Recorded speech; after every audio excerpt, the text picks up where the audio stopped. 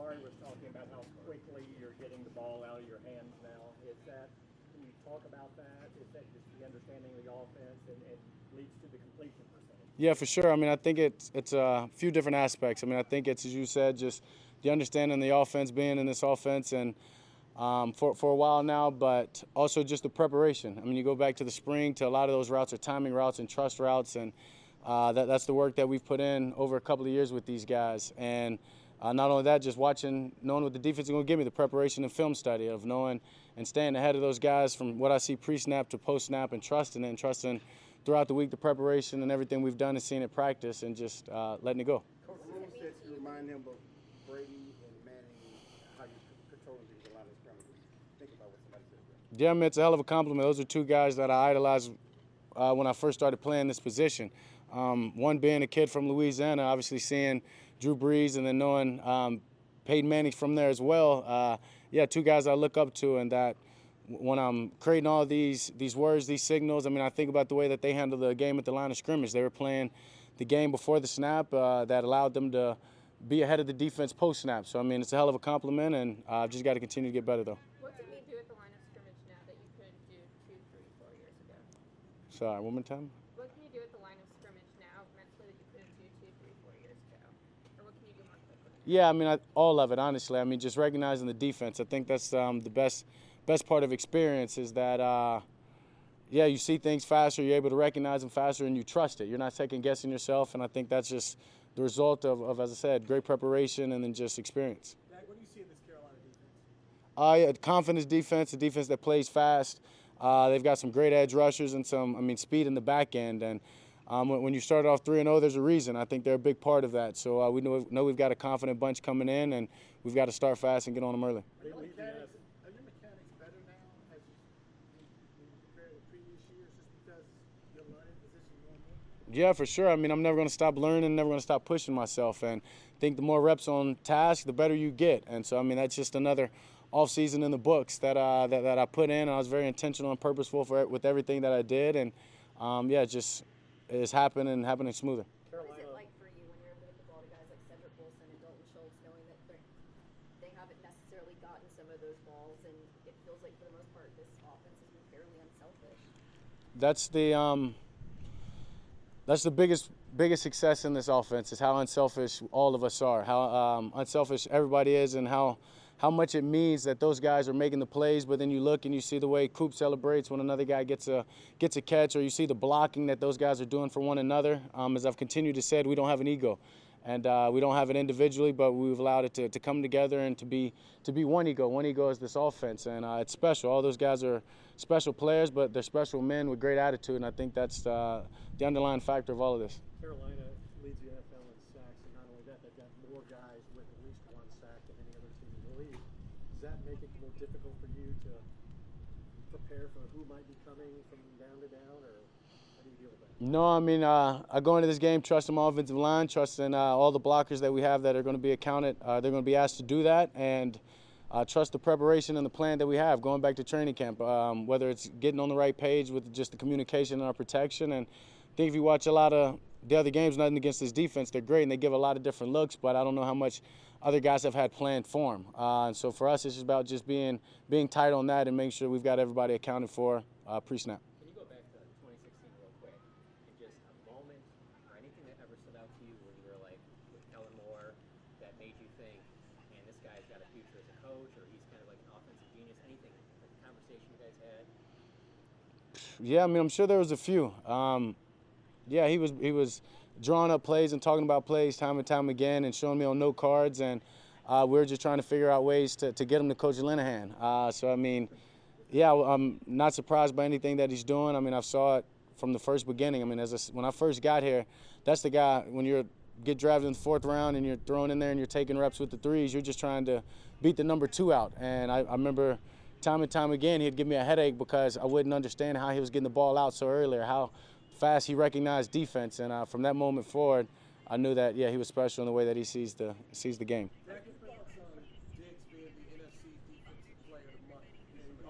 Somebody's thing is, I thought my phone was on, but.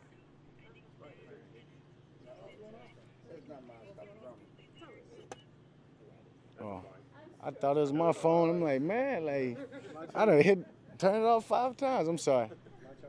Your thoughts on Diggs being named NFC Defensive Player of the Month, going back at the kind of work you guys were all putting in camp and to see an award like that? Yeah, I mean, I'm proud of him. I just told him that, told him congrats, but then I quickly told him, doesn't mean anything, and he understood it, and he said, you're right. He said, doesn't mean anything to me, and he's hungry for more.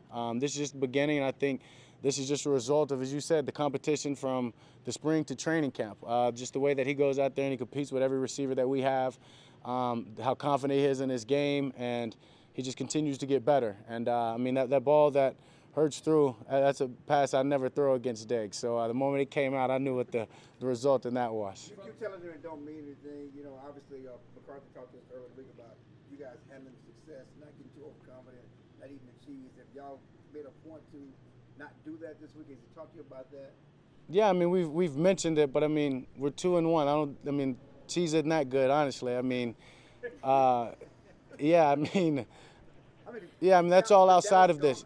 No, for sure, but that's when you play for this organization, and as I've been here obviously 6 years, I understand that. When it's bad, y'all make it way worse than it is, right? So when it's good, y'all hype it up to be something better than it is. So, I mean, for us, it's about staying within this building and knowing our expectations and our standards, and what we've done it's in the past, but we've got to come in each and every day focused with a mindset to get better and to be the best. And I've talked about it time and time again, and we're going to continue to remind each other that that's what's most important. How have you learned? For sure.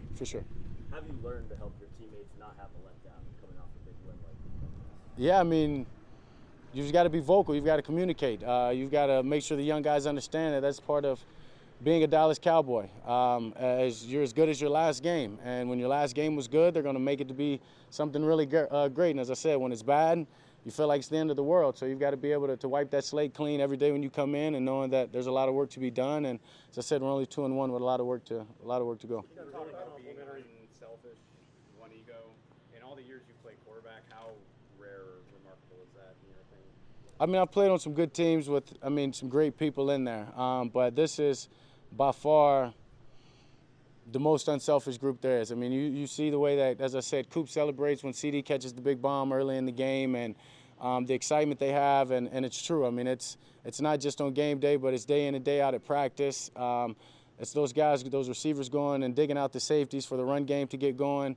And, yeah, it's impressive. And I said it's literally the reason that we're having success, and it'll be the reason that we continue to. 77.5% completion rate, realistic for a season? Why not?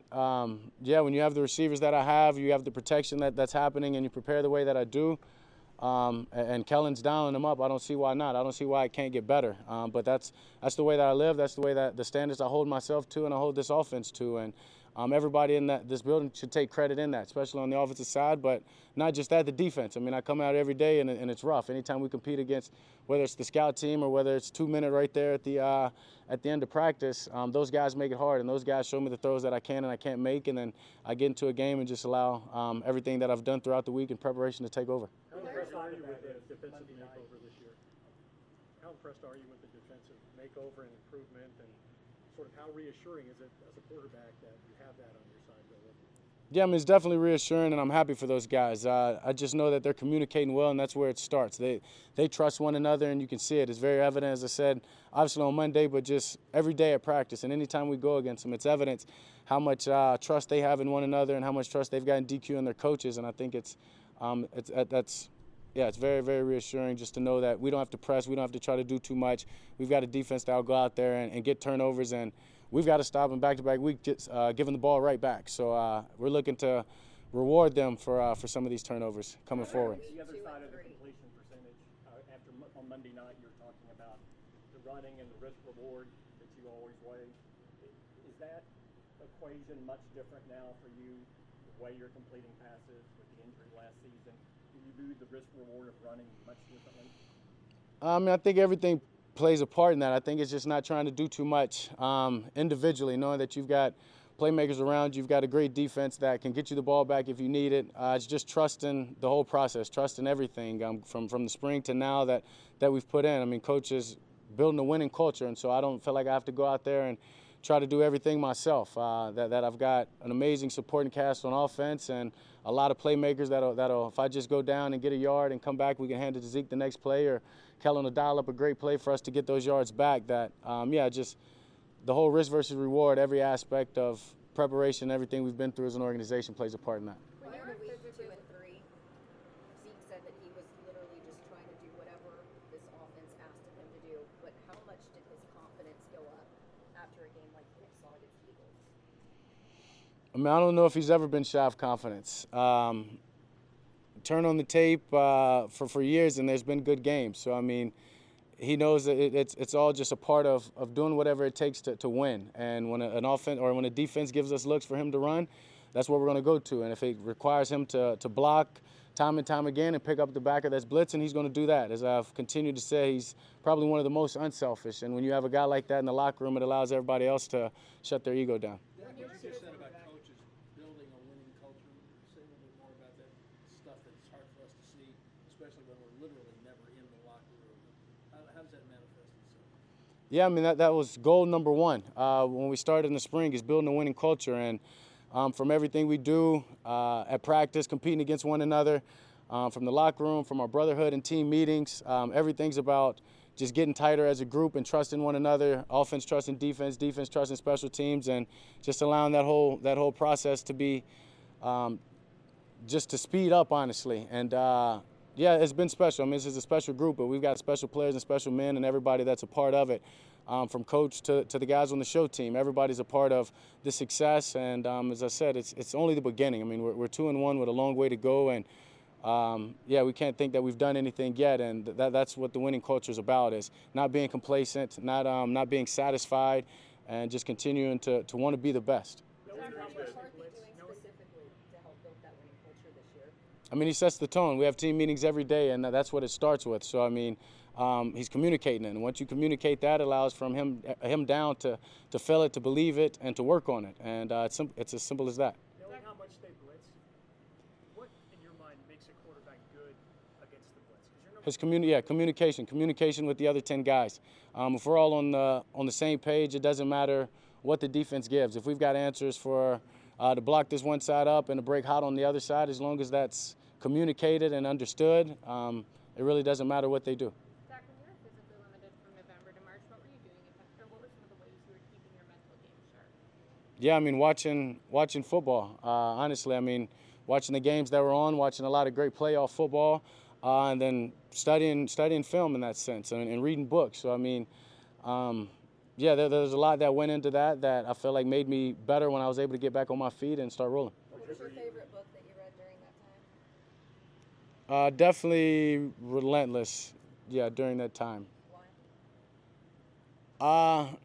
I mean, just everything the book talks about. It's Tim Grover, and he talks about coolers, cleaners, and closers, and just good, great, and unstoppable. And I think, as I was telling Joy, I think it gave me a lot of answers about myself, of why I'm never satisfied, I guess, and things that I wondered, am I a little wired wrong, or what's wrong with me, that I feel like gave me answers. And when you want to be great, you study greats. You study other greats. And obviously what Grover talks about in that book is the greats that he was around and he was able to help. And so took a lot from that. Would you agree that this offense is at its best when it takes tempo? And if so, or even if you don't agree, what impact when tempo is what you want it to be, can that have on a defense? How can you manipulate things? Yeah, I mean, that's a big part of what we're doing is the tempo. And it goes into our conditioning at practice, and our conditioning from the spring to now, and we'll have to continue to get better at that because, yeah, we're setting the tone. We're dictating the pace that we're playing at, and it makes the defense catch up. They've got to rotate their D-line. They've got to get some of their best players out of the game sometimes to get a breather, and that allows us to just continue to go and continue to attack. And when you're able to do that, the run works, the pass works, play action works, and Kellen just does what he sees we need to do. Can you tell if the offensive lineman reporting back in the huddle, or you, with your own eyes, can you tell when you've got a defense on the ropes, so to speak? Yeah, for sure. I mean, just by the way we're moving the ball, the way the offensive line imposes their will. Sometimes I look at my guys and I see that they're a little huffing and puffing, but I know if they are, then those other guys are a lot more tired. And so that's almost it's exciting in a sense when you see that because you know that, yeah, sure, we might be a little bit tired, but we're better conditioned and we're gonna keep going. Mario saying this is the best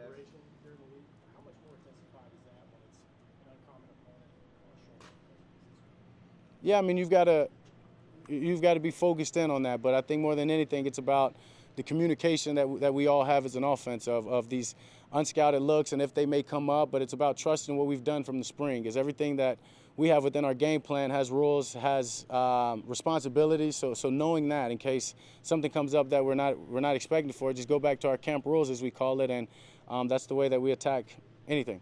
Mario was saying that he thinks this is the best he's seen you play since he's been here. Do you feel that way, or do you nitpicking on the fumble in the end zone and a throw that might be off? How do you look at it? Yeah, I mean, I'm definitely nitpicking. So, I mean, I'd say yes, I think it is, but there's a lot more to go. And I feel like each game that I go into, I'll get better and better. And I think that's the way that I attack life and I attack the preparation and just this game. And not only me, but this offense and this team will do the same. How is it determined when you guys are pushing the pace? Does Kellen say in your ear, or like, how do you decide when to pull off? Yeah, I mean, push? yeah, sometimes we go into a drive knowing that we're going to be fast, up tempo, maybe not huddle, but then again, I mean, it's just how quick Kellen's getting those plays in. I mean, he's getting them in fast to me. I'm giving them to the offensive line. We're breaking the huddle pretty early in the play clock, and that just allows us to get up there and keeps the defense on their toes of, are we going fast, are we going to attack tempo, are we changing the cadence up, and they don't know what to expect. Thank you guys.